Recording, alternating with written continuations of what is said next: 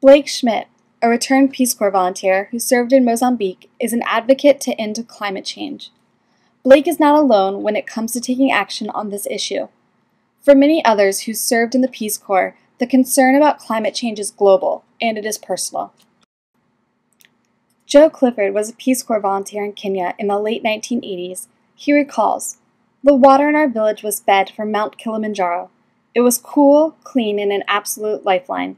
However, in just 20 years, the ice cap has melted almost 70%, and scientists believe that it will be completely gone in the next 20 years. According to Joe, this will be devastating to the people in East Africa who depend on that water to survive." Gregory Hochstetter tells a similar story from Peru. In the high plains of the Andes Mountains, accelerated snowmelt is impacting water supplies. Gregory tells of taking kids to brush their teeth in the river, walking down a dangerous embankment because there was no water available at the schools in his village. The lack of water also causes populations to move from their homelands to the cities. Gregory also notes, global climate changes not only change the climate, but also change the culture of the place affected. For many Peace Corps volunteers who served in small island nations, there is worry about the future.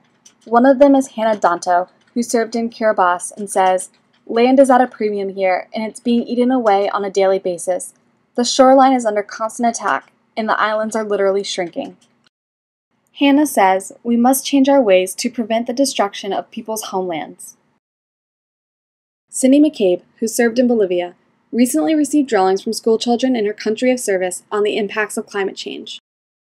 Jenny Lowe began her Peace Corps service in Nicaragua in 2000, a few years after Hurricane Mitch. As an environmental educator, she still remembers her work with many young people from her community. For Cindy, Jenny, and the many others who served in the Peace Corps, the end result of growing climate change is the risk to the life and livelihoods of those people we now regard as our family. RPCV Mike Tidwell, a well-known writer turned climate activist, summed it up best in the summer 2008 edition of Worldview magazine when he said, "Every village mama drawing water from a well, every runny-nosed kid eating a mango on a dirt path, every teacher in a mud-walled schoolhouse, they are all counting on us right now."